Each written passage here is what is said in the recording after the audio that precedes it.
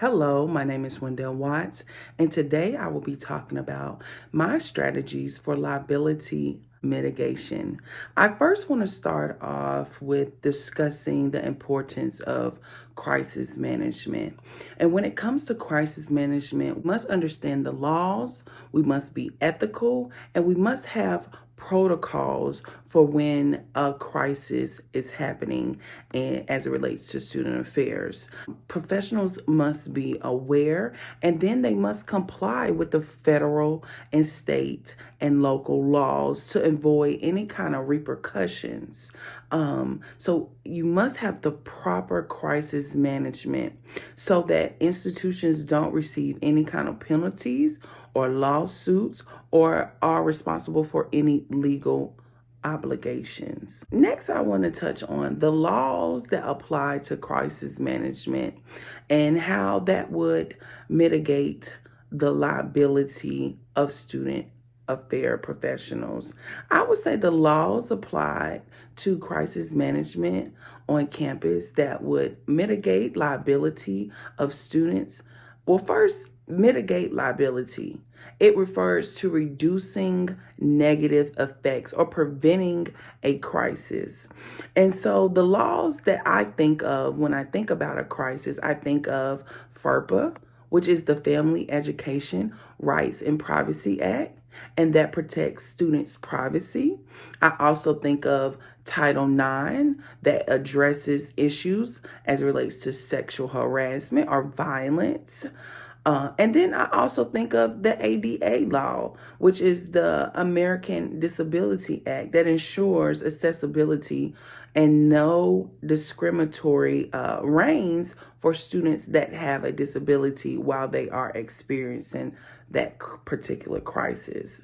And the manner in which we should respond to a crisis, I would say we should always exemplify being honest, being transparent, letting the student know that you are there for them, having that integrity, being fair, and also showing that you are responsible and you have respect for their situation and what they are going through, as well as balancing the stakeholders as it relates to discussing the importance or considering the well-being of that student with the cross-functioning teams, such as the faculty, the staff.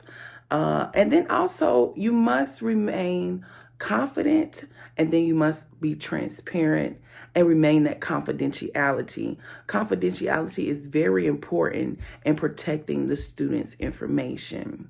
If I jump over to cross-functioning teams and how they should be notified in the fact of a student is experiencing a crisis, I would notify campus safety and security because it could be a possible threat or it's an emergency.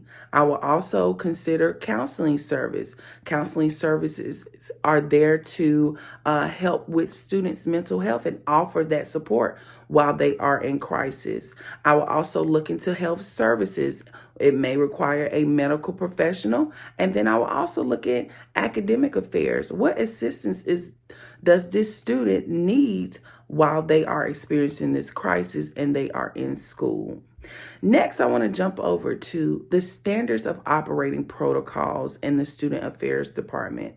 You must first have a crisis plan. That is number one. You must ensure that a crisis plan exists and it has key components, an emergency list to ensure relevant contact, and then you must also practice with your staff drills, training sessions, so they will know how to manage the situation. And then after all of that is over, how I will follow up with the crisis is having a debriefing session. I will evaluate the responses or conduct reviews and what happened, what needs to be improved, as well as provide ongoing assistance with that student and keeping up documentation for the future of all actions. And lastly, how I would maintain professional, transparent, and confident is by upholding ethical behavior and demonstrating sensitivity in the challenging situations that students face while in crisis. Thank you.